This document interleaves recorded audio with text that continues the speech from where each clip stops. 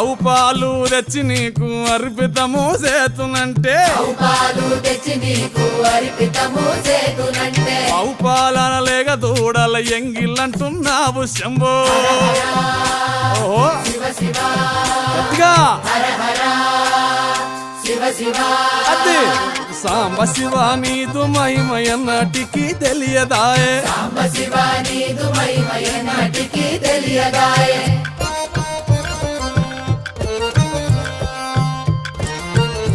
ఆహా ఓహో తుమ్మి పూలు తెచ్చి నీకు తుష్టుగా పూజింతునంటే కొమ్మ కొమ్మన కోటి తుమ్మెదలెంగిలంటున్నావు శివ